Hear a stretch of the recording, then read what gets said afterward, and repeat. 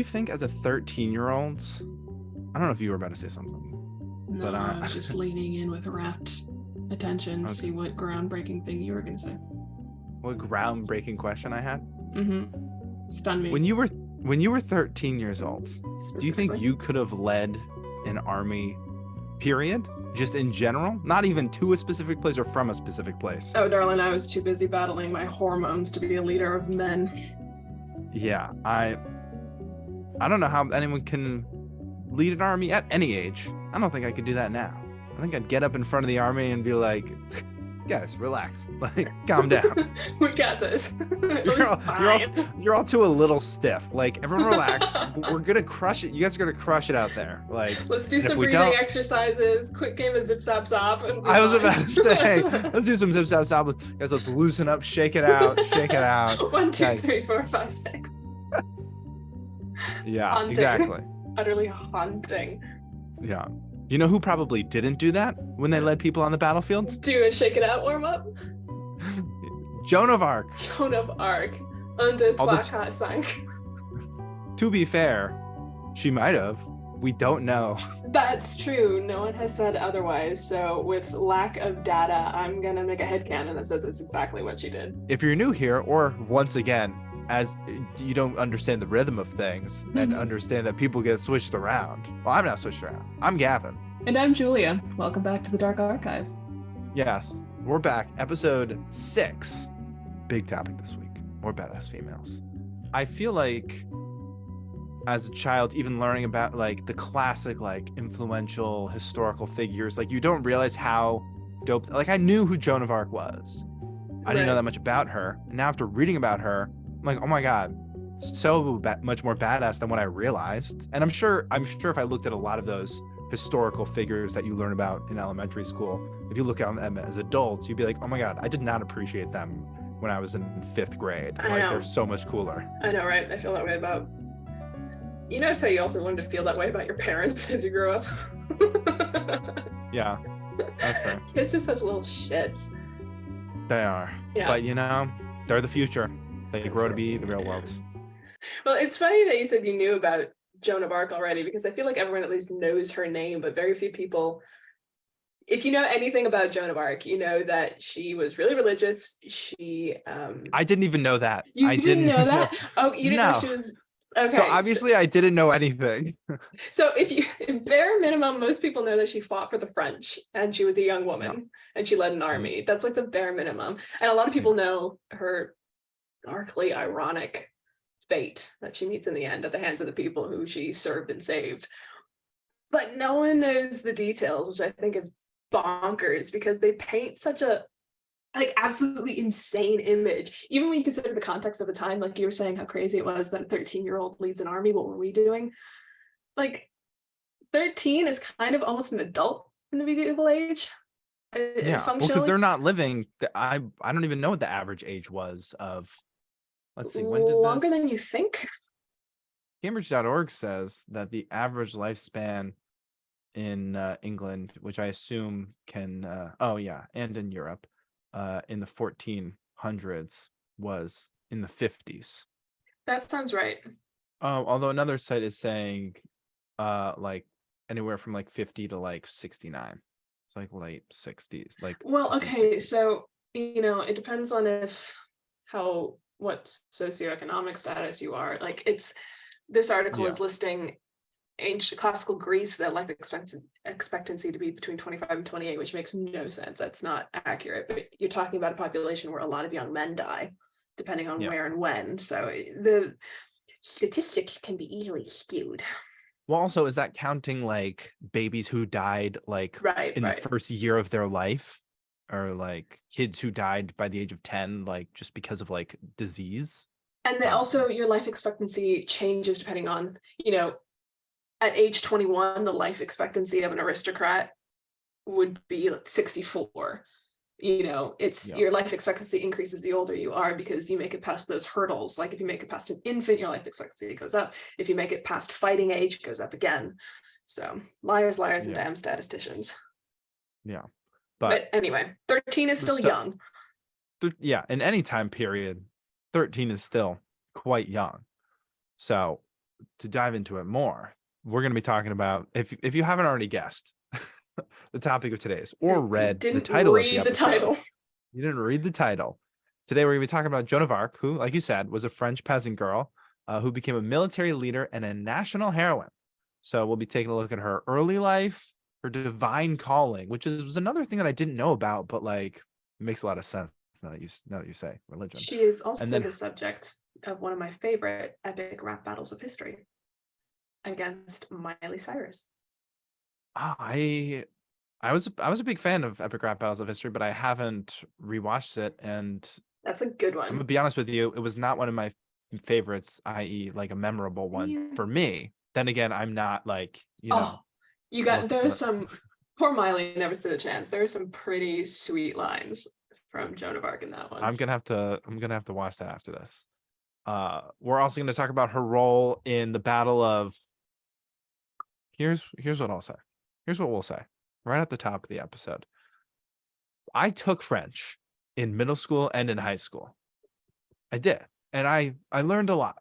And I've been to France, and I feel like I've made good use of my education. Do I remember any French?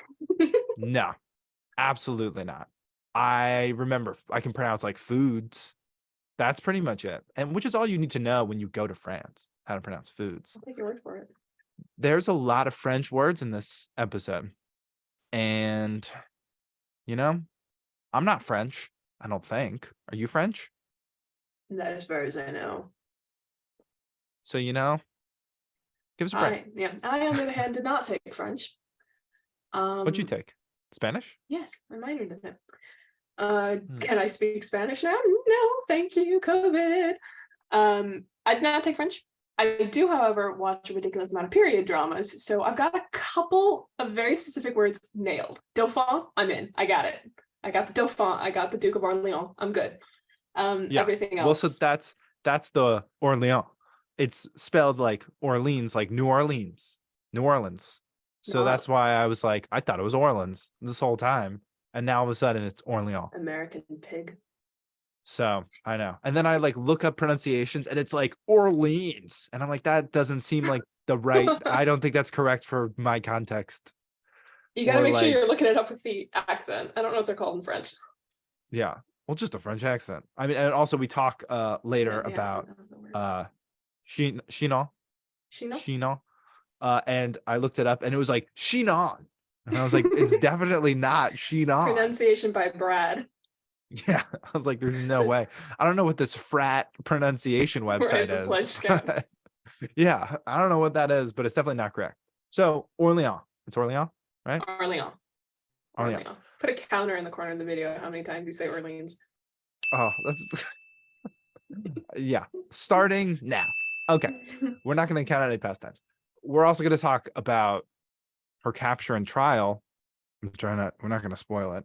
And then we're going to talk about her lasting legacy. Because like we've already talked about, people know who she is, but how much do they really know? Besides just her name, which is a very cool name. Joan of Arc was born in 1412 in the small town of Domremy in northeastern France. Her childhood was spent tending to her family's farm, but she also spent much of her time in prayer and attending church services. Her village was located in an area of France that had been occupied by the English during the 100 Years' War, which was a long-running conflict between England and France for control of the French throne. One of many. We could probably do a French and English. Probably do a whole episode on the 100-Year War. You could do a whole episode on how much France and England fucking hate each other. You could do a whole series about how many countries had beef with England. Really? Right. Honestly. Nobody was like, England? Those are my home. Well, okay, a few places, but they were like brainwashed to be like, England, my homies. Yeah. That's not brainwashing. That's gun to the head. True. That's a very aggressive brainwashing. Joan was the youngest of 5 children, and her family was relatively prosperous for a peasant family. Her parents were Jacques d'Arc and Isabelle Romée, and they were known for their piety and devotion to the Catholic Church. From a young age, Joan was deeply religious and felt a strong connection to God. So we've talked about how from a very young age, she had a strong connection to God. and which again makes sense very much in that era, I'm sure, and especially as more of a peasant family. Your social standing and your economic standing did impact your relationship to religion. There comes a time in the Catholic Church, and this sort of phases in different areas, but where you could literally pay for the Pope and the diocese to put in a good word for you in order to get you into heaven. Like you could pay a heaven tax if you were wealthy enough. And it was, of course, just a scheme to, Make money. Make money for the church, which spend a ridiculous amount of money on things, especially ostentation.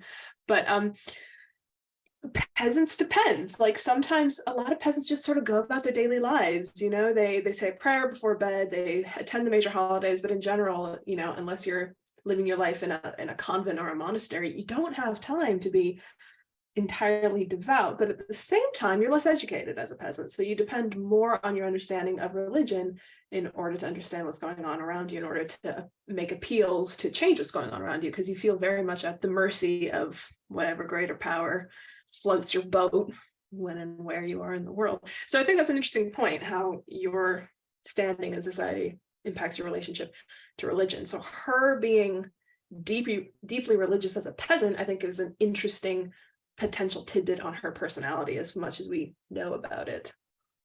Yeah, and also from what you just said, makes a lot more sense, especially if they're kind of a more peasant family that live and tend on a farm. I can't imagine that she had an incredible education, so I'm sure a lot of it was surrounded of religion and reading religious texts, or if she could read. Her personal relationship to religion is an interesting commentary on her character. Yeah, and it's especially important because it's actually a very it's the whole driving point of what gets her going. So when Joan was just 13 years old, which is why at the beginning we talked about, imagine all of the following happening when you're 13 years old. What grade is 13? Is 13? You graduate 8th grade. When you're somewhere 13. around 8th grade? Yeah. Okay. 8th graders that's a lot. Fuck, dude. But now imagining this as an 8th grader, I'm like, oh my God. How did anyone take her seriously? Somehow the concept of a 13-year-old is ambiguous and vague, but a middle schooler trying to do this shit just really solidifies the image. There's now thinking about also what happens later. There's no way anyone should be taking a middle school seriously.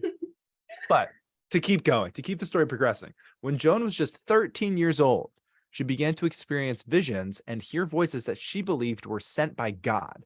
The voices told her that she had been chosen by God to drive the English out of France and help the Dauphin, the uncrowned heir to the French throne, take his rightful place as king. Dauphin usually refers to the infant son or the son of the king, the heir to the throne. Yeah. Which pretty cool. That we should bring that name back of referring to people. The Dauphin. Dauphin. That's although funny. Is it more French than it is English? It is only a French title, the Dauphin. Oh, well, I guess we don't know anything. Who knows anything about the French? Is there a French monarchy now? So, not according to the French Revolution. If you've ever seen, I don't know, Les Mis. There was a little bit of the choppy, bashy head cut off thing that kind of put a stopper in that whole that makes sense. Situation.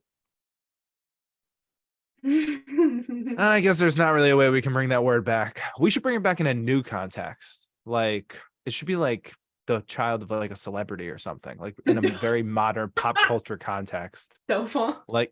God. I don't know. No one call Gwyneth Paltrow. No. Gwyneth Paltrow's next kid is going to be named Dauphin. Dauphin. She would. So she heard the voices of the Archangel St. Michael, St. Catherine of Alexandria, St. Margaret of Antioch, who told her that she was chosen to lead the French army to victory.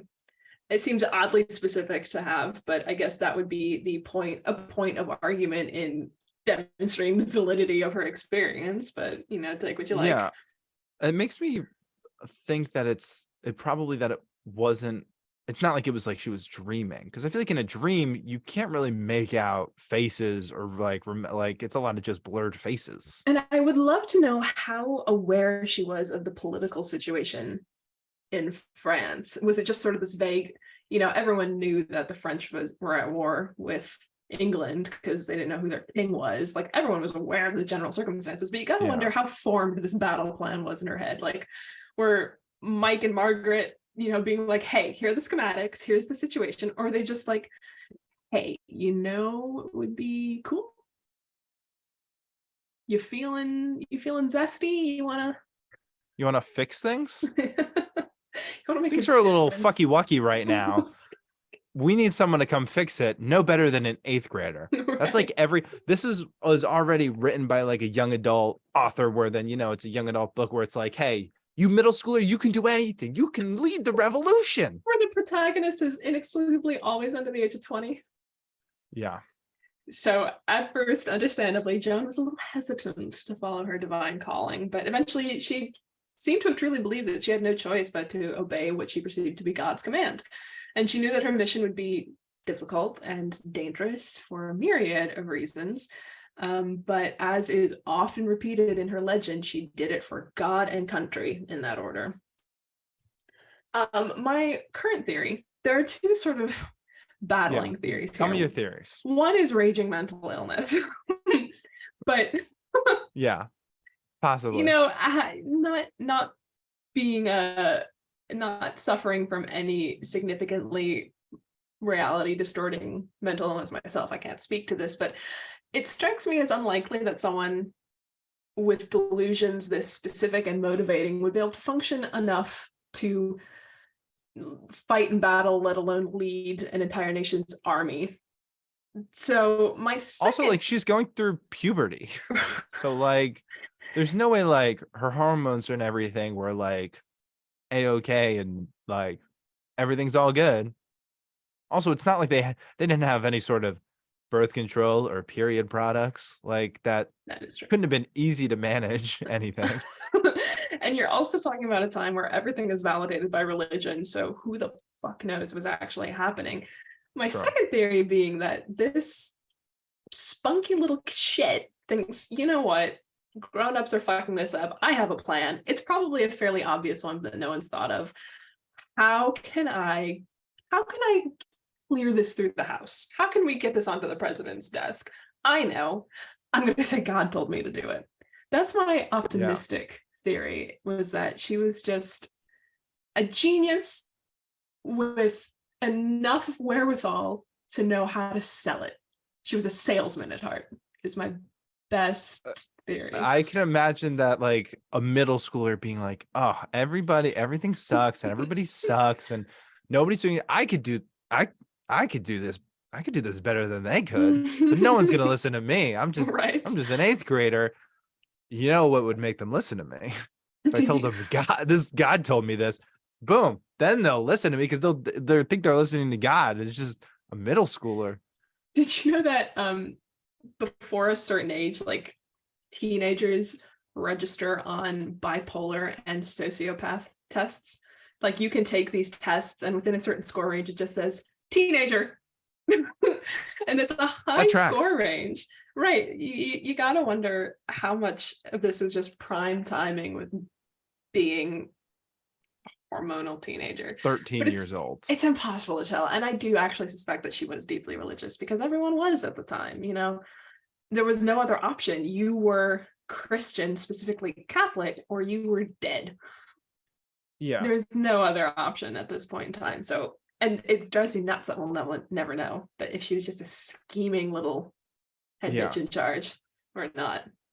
I mean, that's the other thing about this story. And I mean, like, I don't know, probably like 99% of all historical stories is, for as much as we have records of things that happened and people, like, up until we got like actual videos and recordings and stuff, we don't know anything completely and the nature of primary sources is that they're written by contemporaries of the person or event being recorded, and those people are subject to the same biases we're trying to untangle. So whoever was writing about Joan of Arc was just as religious as she was, just as embroiled in the politics and culture of the time and place she was in. So it's almost impossible to distinguish what was empirical truth of action and what was circumstantial truth of here's the context that informed the choices that were made and the beliefs that were held. Impossible to know. Yeah. It's the woe of students of history everywhere. Yeah. And even the fact that we know that this happened to her as a 13-year-old, like, we don't know about every single peasant family with Right. like all like, so that's already a stretch. And then so she starts 13 is when she becomes relevant because quote unquote God spoke to her. All right. I don't mean God as in there is no God. I mean it as in she meant like as exactly This is like what she we just said. claims. I'm not doubting God. I'm doubting a middle schooler. So 13 visions. Then I guess, I don't know, she vibes at home or something. Eventually, at the age of 16, which is definitely very YA novel, like great YA novel age, but a little bit more closer to adult, like leaving home, going out on their own. So I can understand that she left. Like now she's not a middle schooler anymore. She's a late high schooler. So at the age of 16, Joan left home and traveled to the nearby town of Vaucouleurs, where she met with Robert de Baudricourt, a local commander. Had to pause a little bit because those are some tough names. She convinced him to provide her with an escort to take her to Dauphin's court at Chinon. Joan's journey to Chinon was perilous, as she had to travel through enemy territory and avoid detection by the English. She dressed in male clothing to protect herself and cut her hair short to avoid attention. She faced many challenges along the way, but she never lost faith in her mission. I'm sure Arya Stark was heavily based on all this type of stuff. Not just Joan of Arc, but to be fair, girl in boys' clothing is a excellent trope, well substantiated by history. Yeah. Also, very much not a new concept. No. I mean, I'm sure Joan of Arc wasn't like, oh, this is just like the other person who did it. Like, it's not. I'm like, it's not surprising. It's fun to be a woman in the world. So now she's 16, and she is on her way to that. She's like, I got to go talk to someone in charge. The man in charge. Let me see the manager. Yeah. If this was like a movie with all the tropes, it'd be her going to each person and be like, I need to talk to your manager. And then I need to talk to your manager. And she's just working her way up the ladder. Right. And now she's going to Dauphin's ladder all the way up. So, yeah. Remember, the Dauphin is the heir to the French throne via the French lineage. You know, again, there's a war going on with the English about who's in charge of France. Shockingly, they didn't think the French should be. It's a whole thing. When Joan arrived finally at the Dauphin's court in February of 1429, at the age of 17, she was greeted with suspicion and skepticism, shockingly, because nothing screams trustworthy like a 17-year-old girl dressed as a boy marching into the court of the heir of France, right? Saying, hey, Charlie, I got a solution for your problem. You got problems, I got solutions. So the Dauphin, who again, heir to the French throne, is Charles VII, and he was a little unsure of Joan's motives and was reluctant to trust her. Big shock. Like, wow. Well, crazy that he didn't immediately trust this peasant girl. Shocking. Who just showed up and said that God spoke to her. Who wouldn't have? Sounds legit. It is recorded that she tells him that she has come to raise the siege of Orleans and lead him to Reims for his coronation. So in order to install him on the French throne, they had a private exchange, which apparently made a very strong impression on Charles. And Joan's confessor later testified that Joan had told her confessor that she had reassured the Dauphin that he was the legitimate heir to the throne. He was legitimately Charles VI's son. However, still a little unconvinced, she was examined by a council of theologians who determined that she was a good person. Still a little unsure of the whole divine intervention thing, but they were pretty solid that she was a good person. I'm sure if a 17-year-old girl shows up and goes, Charles, dude, you're killing it, bro. Like, you are no doubt the son of 6. You are definitely number 7. He's probably like, I like this girl. She's telling me everything I want to hear. Right. And everyone else is like, whoa, wait. We still got to do a background check, Charles. Whoa. Check the product before you buy it. Yeah, let somebody else talk to her first. She's just a yes man, yes woman. They're still a little shaky on the whole God speaking through her thing, but they agree that maybe it's not a bad idea to send her to Orleans, which is a front of the war. And they decide, hey, if she's telling the truth, she's going to be super helpful there. So it's a test of her legitimacy. Orléans, at this point in time, was a strategic city on the Loire River, and it was under siege by the English army. And the French were heavily outnumbered and outgunned. They were, for the most part, trapped within this city. And at this point, the French army is demoralized. They'd suffered many defeats, and the English seem poised to take it. Again, this has been after a century of conflict between these two countries. Everyone's like a little fucking tired of the whole kit and caboodle. But before she could be the savior of France, she was sent off to get her virginity tested, because a woman ain't good if she's been doing the devil's tango. They actually didn't mean that literally. Part of the virginity test was to make sure she hadn't been getting freaky with Satan himself. I tell you, religion, cuckoo bananas. Yeah. Yeah, they determined she's pure as the driven snow, and she just so conveniently happens to fit with this prophecy of the maiden savior, the virgin savior of France. Super convenient. I joke, but this was actually a huge step in solidifying her legend and her legitimacy, both within the court of the Dauphin and the French army. So she finally gains the support of the Dauphin, who commissions a plate of armor, like a full set of armor for her. She has a sword shipped in from a cathedral, and she designs her own banner to march to battle under. Despite all the trappings, not a trained soldier, still a farmer's daughter, not even sure if she can read, but she had a natural talent for leadership and strategy, and her charisma was a huge component of her success. Like, girl knew how to sell a product, as we said. She must have if she's gotten to this point. Right. And I feel you bring up the plate of armor. I feel like if you know anything about Joan of Arc, it's like I like she's always like portrayed in like the armor and the sword and like usually shorter hair. That is how you would like characterize the freaking armor, which I did not realize that was commissioned specifically for her. I know, super cool, right? I would have assumed they were like, all right, we get this random girl who's expendable, but like, all right, we'll send her, just give her whoever's armor. Like, it doesn't matter. But the fact that not only did she convince them to let her tag along and then like lead, that they're like, they treated her like anyone else. Right. Like, they clearly don't treat her like a soldier, but she's clearly worth something in terms of the messaging, right? Talk about campaign strategy. So in April of 1429, she sets off for Orléans carrying supplies to relieve the army. And once she gets there, she meets the commander, Jean de Douanan, who's known as the Bastard of Orléans, and he was able to sneak her into the city. And she was greeted with a lot of enthusiasm and reverence. Her legend had spread this far, but she was initially treated as a figurehead to raise morale. Like, clearly they saw value in her, but the armor was for show and less for, I don't know, armed combat. She was there to look pretty and give speeches, I guess. Well, that's like I wonder if this is their version of like Captain America. I was literally about to say like the US or what were like the like when it was like I'm thinking of the Captain America movie, but like I know it was a real thing when it was just like women going and doing shows. USO. Like, she did USO tours. Yeah, she was there on the battlefield, but she was there to fly her banner and just sort of be present, you know. Yeah, just that's what's symbol. Yeah, that's what's hyping up morale. Is they're like, oh, there's a girl who's waving around a banner. That's pretty cool. Yeah, let's fight. I want to impress a 17-year-old. That seems like a decent gig if you ask me. You show up, you wave a flag around, you look great on a horse, and then you go home. And everybody says you were great. And everyone's like, yeah, we remember her fondly. Right.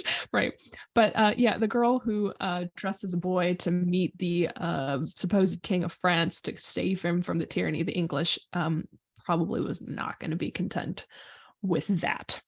Yeah.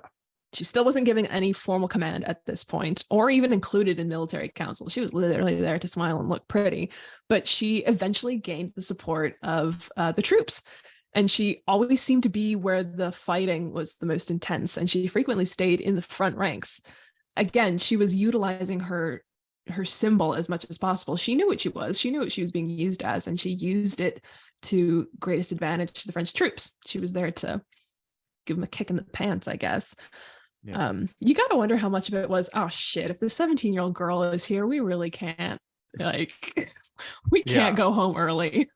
If they're sending in the last resort of like this girl to hype us up. Oh, geez. Right. And eventually she sort of worms her way into their conscious, and sometimes the commanders, like, they start taking some of her advice in terms of, what positions to attack, when to continue an assault, where to put artillery and weapons and troops. She starts getting her word in. Foot through the door is quickly being followed by a knee at this point. Yeah, if she's hanging around, might as well listen to see what she has to say, if she can do any better. Right. Right. Like, I mean, fuck it, nothing else is working. They're like, all right, let's see if you have any better ideas. And then she's like, well, what if we do this? And they go, oh wait, Loki, let's go with that. Let's go with what this girl says. So on May 4th, her army goes on the offensive and they attack an outlying fortress. Once she learns of the attack, though, she rides out with her banner to the side of the battle, which was a mile outside of Orleans, and she arrives there as the army that she's been with is retreating after the assault fails. So she gets there at the tail end of a failed barrage. However, because she's just so damn good at her job, her presence rallies the troops. They make a miraculous comeback and they take the fortress. So she just shows up, raises an eyebrow, taps her fingers, and then all the guys go, oh, damn it. She's like, guys, turn around. You got to go back. We're going back this back way it up, now. mister. Yeah. Everyone. Hey. We're going this way. We're going this way. Wrong way. You were briefed. Yeah. Wrong way. And they're like, oh. All right, let's go. Let's hustle. So they take the fortress. She dictates a letter to the English telling them to get out of France, and this is the coolest bit. I remember this from my essay. She dictates this letter, so really sneaking suspicion that she did not know how to read and write, has it tied to a crossbow bolt and fired by an archer into enemy territory. Oh, that's sick as hell. Ain't it? That's so cool. So they continue their assault. A few days later, they take another victory, at which point the army wanted to stop, but Joan was like, no, we should keep going. We're on a streak. Keep it hot. And so they try again to launch an assault on a monastery. And then after its capture, huzzah, that's another point for Joan. The commanders wanted to stop again and, consolidate everything and take a breather. But Joan's like, broski, keep the set moving. So they storm an English stronghold. And this is where things start to go a little south. She's wounded by an arrow between the neck and the shoulder, like right. Oh, yeah. It slips so much from that fancy armor, right? And she's injured while she's holding her banner on the south bank of a river. But she gets pulled out of battle to be treated, but then later returns to facilitate the final assault on the fortress they're sieging. Which, like, again, if this 17, maybe at this point 18-year-old girl is like pulling back up after getting shot right here. Right, everyone's like, all right, we got to keep fighting, because if she's coming back, then I guess we got to come back and fight. Talk about setting a standard. So by lifting the siege of Orleans, she is seen as completely legitimate. It is the final point in her favor for establishing her as the prophesied savior that she presented herself to be. She's riding high, despite, the whole arrow in the neck thing. Everyone sees her as this righteous savior. They see her as the voice of God. She's doing great. A lot of people write treatises about her. She's a big deal. She's kind of like a celebrity at this point. However, the poor English are like, think about this. What do you think this looks like from the English's perspective? They're like, we got beat by a little girl. Literally, we got exactly. beat by a kid. And guess what their argument is?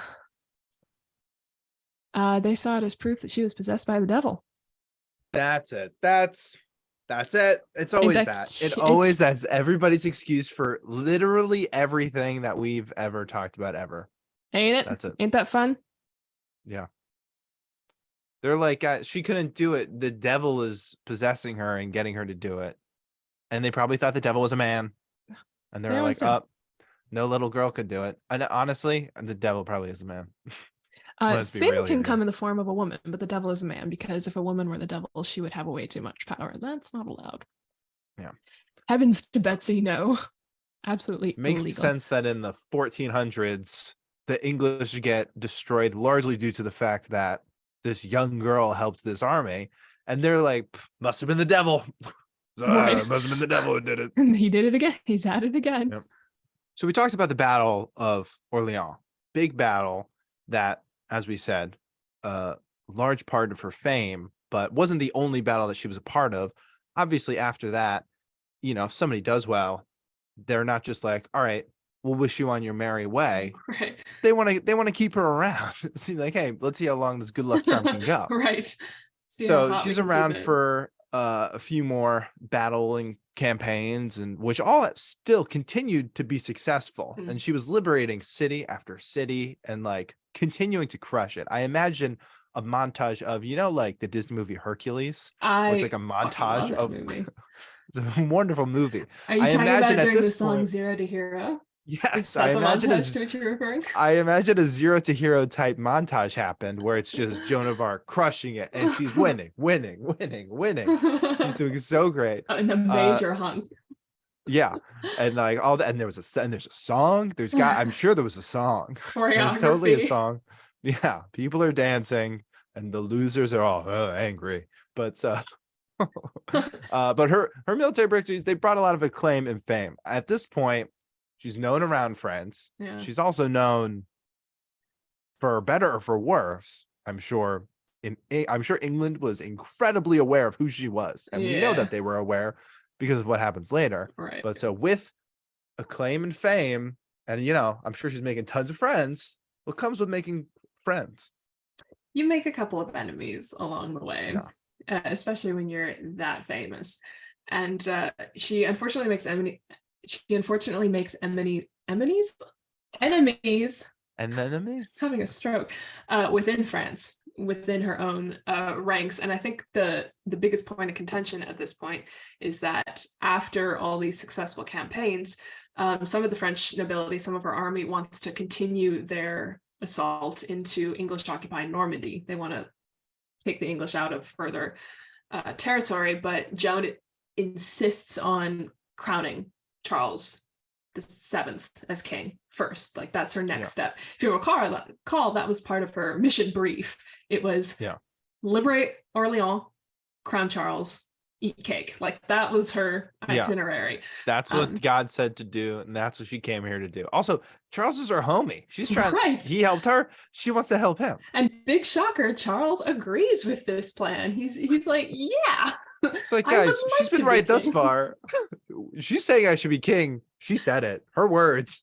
And I guess, should I be king? Her words, not mine. She said, not me. Crazy. Yeah. And at his command, the army abandons their campaign and they march to Reims, where he's supposed to be crowned. And the advance to this city is nearly unopposed. Again, a lot of territory is occupied by Burgundy, which is an opposing sodality at this point. They're not super good friends. And they march almost clean to Reims with no opposition. And they arrive on the 16th of July in 1429. Charles's coronation takes place the following morning, and he is, for everyone who agrees, the King of France by all rites and rituals. And of course, Joan, his homegirl, his backup dancer, his posse is given pride of place at the ceremony. And she declares that God's will has been fulfilled. She's like, I am clocking out. Her union job is over. She's like, guys, I've completed everything, and everything here on forth, I'm just doing based off of the fact that everyone knows me as a badass. Right. So, now this is my own free. She used that. It's like a clout chaser. She's like, all right, I have gotten the clout of saying that I use God. Right. Now that's done. Now I can start my own spin-off. Right, now I can start my side business selling scrunchies. Yeah. And saving sea turtles. This is sort of like as good as it ever gets for Joan. This is her peak. Like, spoiler alert, we're at the top of the roller coaster. It's just doesn't get better downhill, unfortunately. Yeah. So the Duke of Burgundy, they had conquered some cities held by Burgundy on their way to the coronation, and the Duke of Burgundy, for that reason and others, is a little pissed. And Duke of Burgundy ain't so groovy with King Charles. After the coronation, they negotiate a 15-day truce with Burgundy, and he promises to help them secure Paris without a fight. shocker of all shocks, after these 15 days are over, the Duke of Burgundy is like, oh, I said that? You sure? Oh, Yeah. God, should have gotten it in writing, my guy. And he reneges on his promise, which causes a big problem, because that means that they now have to take Paris by force. And this goes to hell in a handbasket real quick. Joan, as has been her pattern for the past year, thinks that a full frontal assault as quickly as possible is the way to go. She's a hit it till it works kind of gal. We love a percussive maintenance girly. Yeah, but I mean, it's worked out thus far for her. So in theory, why shouldn't it work? Right, it's not an unreasonable line of logic. So they finally agree. They finally get their asses moving and start marching towards Paris. And at first it goes okay. A lot of the towns along the way surrender without a fight. They do hit a snag at an English-occupied city. It results in a standoff. Joan does her thing where she tries to provoke. She rides out in front with her banner, tries to provoke an attack. It doesn't work. Let's do this. Right. Fight. Come on, hit me. Come at me. Bring it. Come at me. Come at me. Let's It doesn't fight. work. It doesn't work, but it doesn't matter because the English retreat the following day, and they continue. The French army continues its advance on Paris, and they assault Paris on the 8th of September in 1429. I want to point out that everything that we have talked about thus far has happened in the same year. From her meeting the Dauphin to conquering Orleans to crowning Charles has all happened in 1429. Yeah, so she's 17 still. Yeah, she's on a fucking roll. She's still 17. Right. During the assault on Paris, poor Joan takes a crossbow bolt to the leg. She has at this point been hit in the neck. During a previous raid, she gets hit in the head with a stone. It literally cracks her helmet open.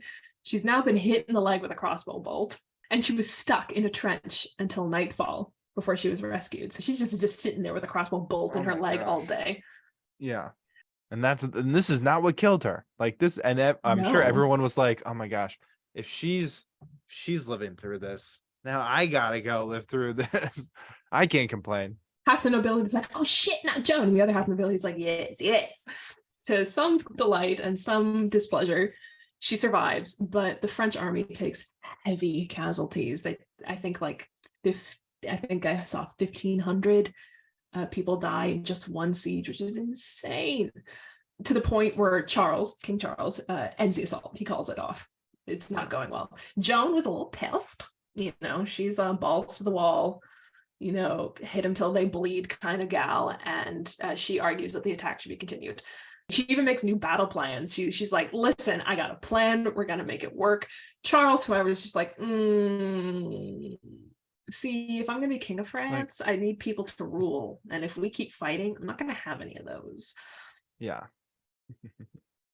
The French army is defeated at Paris, despite Joan's insistence that they pursue forward due to the heavy casualties and due to a critical component of her plan that she concocted to push the campaign being foiled. The French army pulls back from France. Guess what this does to Joan's reputation? I'm going to say it probably doesn't do good things. No, you would be right. She does all this shit for the French. She does all this shit for Charles, and she loses one battle. That wasn't even her fault as far as we know. And they're just like, you can't sit with us. Like, you're not good anymore. You're not good enough to sit with us anymore. Also, what a way to treat women. God, classic, terrible. Right? What I think is super interesting is that she's sort of been painted as this figurehead of inspiration and divine representation, when really she was like a full-on battle bitch. All of her tactics to this point have been like assault, push, kill him. And that's not sitting so well with the French court, who are trying to negotiate peace with the Duke of Burgundy, that guy who fucked them over. That's just fair. Right. Like, it's not an unreasonable issue. It's not that they're necessarily completely in the wrong. But, right.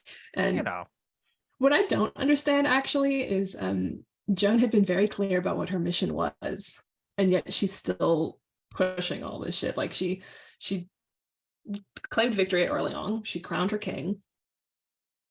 She's done. It seemed clear that retirement was next on the docket, but she got embroiled in this further, and I would love to know how much of that was her own choice. Sure. I'd be really curious to know that. Anyway, her role at court is diminished. She's at odds strategically and diplomatically with the goals of the French court. And wouldn't you know it, the theologians who had once deemed her good decide that her defeat at Paris is indicative that she is not legitimate, that her inspiration was not so divine after all. Like, that logical fallacy just blows my mind. Well, it's a lot easier to say that after she already won a bunch of battles for them. Right. Like, it's a lot easier. Hindsight's 2020. It's easier for them to say this after the fact, after she won. Wouldn't they argue like they got lucky the first several tries? They're like, actually, you didn't have that big of a role when, you know, you were the one that went out and got everybody going. And you didn't, that wasn't you. Right. It was, though. And they're like, but you suck now, so we don't care. Right, so fuck you, Joan. She is put in time out. She's not allowed to work with the army at this point. And this is sort of the beginning of the end for Joan. Yeah. You know, quite the roller coaster of a career for her. Up, up, up, up, up. And actually, I guess it's not a roller coaster. It's just been all up and then peaks. And then now it's going down. It's like the most boring plot arc ever. Yeah. And so now we're veering from YA novel because, spoiler alert, there's not a complete redemption arc. No happy ending. It's, definitely not a happy ending. She's, like we said, not as listened to. Everything's kind of on the decline. A rough year for the 17-year-old. Eventually.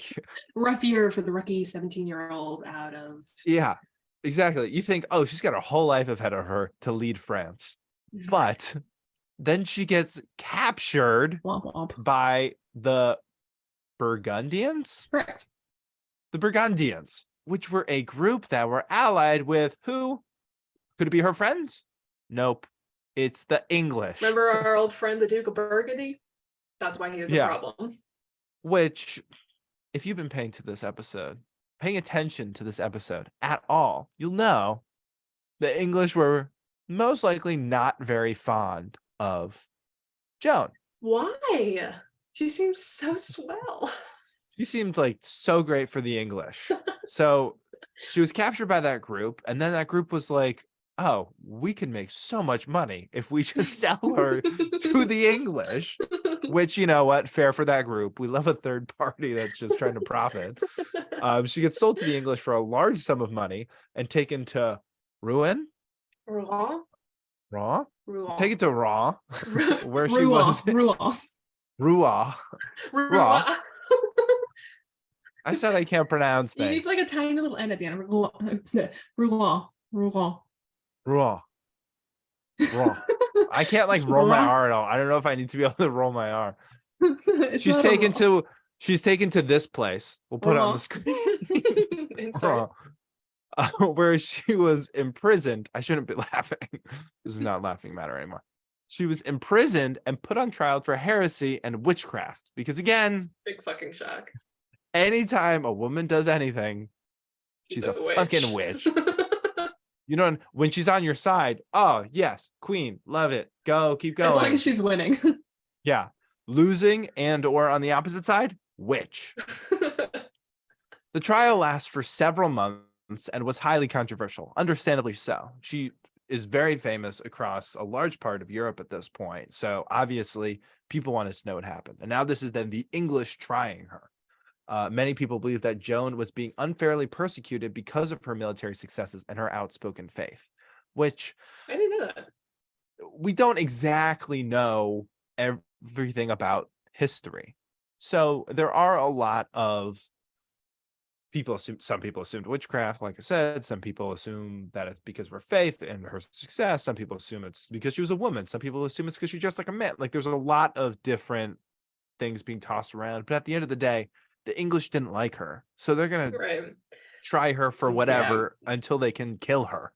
Like it doesn't matter the reasoning.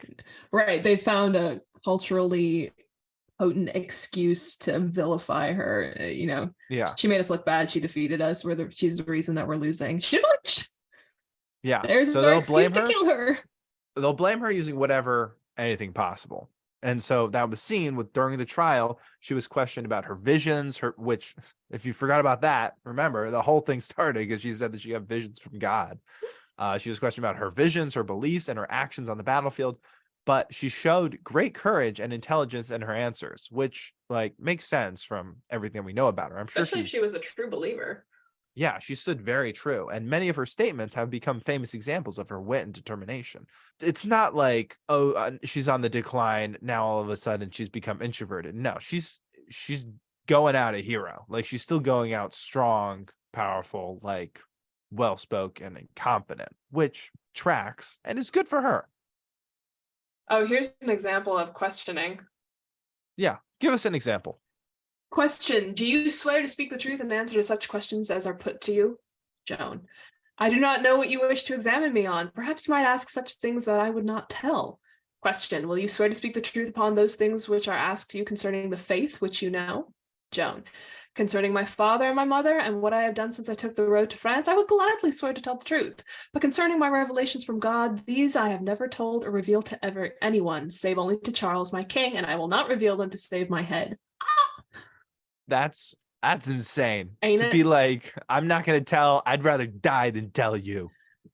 Here's another one. Question: do you know whether or not you are here in God's grace? Joan: if I am not, may God put me there. And if I am, may God so keep me. I should be the saddest creature in the world if I knew I were not in his grace. Oh my God. That's such a wiggle out. He's like, yeah. Yo, did God choose you? And she's like, I mean, if he didn't, I would hope he would put me in his grace. But if he did, awesome. Then keep me there. Keep me there. So yeah, she's, for a 17-year-old, or no, at this point, probably 19 years old. Oh my God, wait, here's another one. Go ahead. Question: did not the angel fail you when you were taken prisoner? Joan: since it pleased God, it was better for me to be taken prisoner. She's, wiggling is the perfect word. She's just wiggling out of all of these questions. And also like low-key very passive aggressive and like, I'm sure so frustrating for the person like questioning her. Right. It's like, I would have gotten so pissed off. I'd be like, give me a straight answer. What are you saying? But good for her. I mean, also, I'm sure they're all translations. I'm sure she was talking in French. Here's another one. Joan: promise me that I'll hear mass if I wear women's clothing. Interrogator: I promise you that you will hear mass if you wear women's clothing. Joan: and what do you say if I've promised our king and sworn not to remove these clothes? Nonetheless, I say make me a long robe that touches the ground with no train and give it to me for mass. Then when I come back, I'll put back these clothes on that I'm wearing. Like, she's just being a nuisance. She really is being a royal pain, and I love that for her. I think at this point, she probably realizes there's no coming out of this. Like, at one point, she tells someone, she's like, you are literally being told to say the worst of me and God will punish you for it. She says, you say that you are my judge. I do not know if you are, but take good heed not to judge me ill, because you would put yourself in great peril. And I warn you so that if God punish you for it, I shall have done my duty in telling you. She's like, take it up with my manager. Don't say I didn't warn you. Yeah, what a little shit. She's a little shit. So, understandably so, a lot of people think that this trial was rigged against Joan, which it most likely was because it's the English doing it. Absolutely. So of course it was. She was subjected to harsh treatment and psychological torture. She was accused of dressing in men's clothes, which was considered a crime at the time. So, like I said way back earlier, they're like, you're not dressing like a lady. Illegal. Jail. Right to jail. I'd like to point out that peasant clothes kind of looked similar to each other at this point in time. It was a difference of length. Yeah. That was about it. Yeah. Which, I mean, all the underwear looked the same. Yeah, it's all like long johns anyway. Mm-hmm. It's not like Joan of Arc was going out in like a bikini to the battlefield being like, hey guys, or like in like jeans. Like, they're all kind of just wearing armor. So despite the unfairness of the trial, as we were saying, Joan did remain steadfast in her faith and refused to renounce her visions or her mission, which, even if she did, probably would have still been the same outcome. Like, it wasn't going to help. In for a pound. Yeah, and I kind of feel like with her still being strong, I'm sure that that's still reflected back on the French in this French. Like, I'm sure that was still inspiring, that it's like, Yeah. wow, she's going out, like, not renouncing her values, like truly where she like came from, and like true to her beliefs. Unfortunately, but understandably, she was Right. found guilty Shock. and sentenced to be burned at the stake, which I think they just love doing at this time. They're like, Actually, if we it's can not that burn someone. common. Burning at the Really? stake is the sentence for specifically heresy. Hanging Oh. is a Oh. more common form of Or like execution. chopping your head off. Was that more common? Yeah, actually, yeah, absolutely. Actually, that might, depending on how important you are. I think common criminals would have been hanged, but Yeah. yeah, no, But being, burning is a sentence of heresy, very specifically. it's also a spectacle. Like, That's because then why. on May 30th, 1431, at the age of 19, Yeah. all like 17 to 19, a lot has happened. She was burned alive in the marketplace of Ron. I know that's not the correct pronunciation. Well, it's fine. Wrong. Whatever. Do you know how horrible burning at the stake is? I can't imagine it's pleasant. You have to wait until your nerve endings are burned off before you stop feeling anything. Gosh. Yeah, Like, it's horrific. just on fire. And the reason the heretics are burnt at the stake is to make an example of them. The Catholic Church is one of the most powerful forces in Europe and in the world at this point. Anyone who dares question its authority gets made an example out of. And so they shaved her head. They put her in a dress, in a white tunic dress. They just stripped as much dignity from her as possible, and they tied her to a stake in the middle of the town square. Burnings would have been really public affairs, because again, it's all about making an example out of them. Heretics were burned to demonstrate what not to do. Yeah. So the trial and execution of Joan of Arc has been the subject of much debate and controversy over the centuries that have passed. Again, 1431. This was not a recent thing. Some see her as a brave and heroic figure, while others view her as a victim of political and religious persecution. Regardless of one's perspective, it is clear that Joan of Arc was a remarkable and influential person whose life and legacy continues to inspire people today. Which, as we said, if you're like in elementary school learning about just general influential people, she's for sure on the list. Like, if you don't know about her, which I don't think I knew as much as I do now after reading about her, but like, her name is like, everyone knows of at least the name. It certainly evokes a very specific image and feeling, even if you don't know the details of her story. Joan of Arc is a martyr. She's a hero and a martyr through the widely accepted perspective. What I find bonkers is that, for the country that sort of turned its back on her the minute she stopped serving them, she was later canonized. She was made a saint. Yeah. She's a patron saint of France now. Yeah. Because people later were like, ooh, whoops. Yeah. I mean, she's got plenty of famous, like, that she's like the defender of France. Right. The Maid of Orleans. Oh my God, we almost said that at the same time. Yeah. So like, and if there's one thing that humans love doing, it's thinking fondly of people well after they're dead. Oh my God. And being like, oh, we loved them the whole time. And then patting themselves on the back for it, right? Yeah. Jeez. It's so classic. Exactly what you said. She was turned into a saint in 1920, which is much more recent. It is 1431. That is much more recent. And so today she's celebrated as a patron saint of France and a model of heroic virtue. I didn't realize she was canonized that late. I thought it was only a century or two after her death. Yeah, it was. That's wild. No wonder there's Pope Benedict. So much... What's XV? 15? XV 15, correct. Yeah. Pope Benedict the 15th. Well, that explains why so much of her modern imagery is like Art Nouveau, Art Deco. That's when she was canonized. Yeah. That's cool. That's very cool. And I mean, as we've said, very popular figure that she's inspired countless works of literature, art, music, including plays by William Shakespeare and George Bernard Shaw, operas by people that have very Italian names that I don't know if I can pronounce. Giuseppe Verdi and Richard Wagner. Oh, I guess that's not that Italian. And Yeah, novels good by job. Mark Twain and Anatole France. So big names. And that's why I say like Shakespeare. So like people are gonna know if Shakespeare's writing about you, you're obviously not a nobody. And unless then- it's a play about a nobody. It was a couple of monologues, but the peak of cultural significance is, of course, epic rap battles of history. You know, you've made it Of course. when you're in EBR. If you're in an epic, That's not the acronym. you know you've made it, especially at this point if they make one about you now, because they don't make a Right. lot of them now. They make like one a year. They So made they a make one about you comeback. now.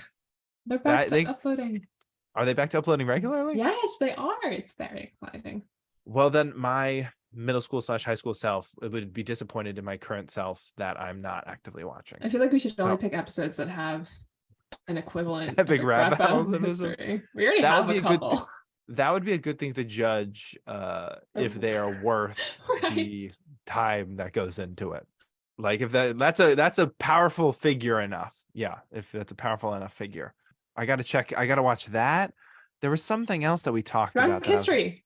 Drunk history. All right. So I've got my homework to do. And now, Mhm. listeners, if you haven't seen that, well, also that's another great way to judge if something's worth talking about. If Yeah. they've made a drunk history. Let us know about what we it. got wrong. Yeah. Go watch Drunk History. Yeah. Now I'm gonna go binge Mhm. epic rap battles of history and watch drunk It's a history. great way to pass a Monday night. Great way. Cultural education right there. Yeah. Another banger. Great episode. A lot of badass. We're talking about a lot of badass females, which I love. If you haven't, now we're about halfway through the season. If you did not watch one of our first episodes, The Night Witches, Female Aviators Who Bombed Nazis by Night, another episode about some badass females I recommend checking out. Yeah, guess who comes up with most of the topics? The badass female. Oh, I mean- thanks. You're what helps this from being just a straight white guy talking on a podcast. Instead, we've got a straight white guy and a privileged white girl talking on a podcast. We strive for Well, diversity here don't at worry. I'm the not Dark just a Archive. straight white guy. I'm also a privileged white guy. I'm right there with you. That's the flavor. Oh yeah. So what do we main takeaways aside from the fact that I'm about to go binge epic rap battles of history and watch drunk? No, Right. epic rap battles of history and drunk history. Takeaways from Joan of Arc. The price Stick your of selling guns. your soul to a cause is that people are in charge of the payouts. Yeah. If you're That gonna was die catchy as anyway, fuck, Gavin. say it again. That was it kind of went in one ear and out the other, but that wasn't your fault. That's my fault. I'm very tired. The moral of this week, I think, is the price of selling your soul to a cause is that people are in charge of the payout, and most aren't aligned with your morals. Yeah. That is pretty deep once you said it for the second time. Yeah. That really clicked with me Critical, the second yeah, time. really engaged It- listener. Oh, here's my takeaway. If you want people to take you seriously, just tell you that God said that you're doing the thing. That's the takeaway. Just say that God told you to do it. The unspoken subtext here: the power of religion and how to abuse it, use and abuse it. True. How to use Which and I- abuse religion for dummies. We could go on another hour talking about debating if Oh my god. Joan knew what she was doing or if she genuinely thought that she had those visions or Bare minimum, she had to understand the power of, having divine inspiration. She had to understand the force of wielding that. She clearly did, because she used Yeah. it to get in the door. But I think the debate comes down to whether or not she used it as a form of manipulation or if she truly believed her own rhetoric. And we will never know. We will never know. no. I think it's Honestly, impossible for her to not believe it to a certain extent. She burned for it. True. She just needed to stick to her guns. Right. And That's she what you gotta do. was a snarky little shit the whole way down. There's the takeaway. Like a Be true teenager. If you're captured by the English as a 19-year-old, be a snarky piece of shit, because Make fuck them that. regret it. Yeah. Make them regret paying a large amount of money for you. If someone pays a large amount of money for you, make them regret it. That's it. That's what the takeaway. That's it. That's it. If your parents don't have the decency to buy you back, make life a living hell for those who did. Where were her parents the whole time? I kind of wonder, did she tell them what she was up to, or did she just up and leave one day? That's a very YA novel of her to just up and leave. Right. I can't tell my family. Like, They'll I be have to go. endangered if they know the full nature of Yeah, my climb climb. down the drain pipe outside her window. Down the trellis in Yeah. the dead of night. So if you ever get captured as a teenager, be a little piece of shit. Mhm. That's it. That's that.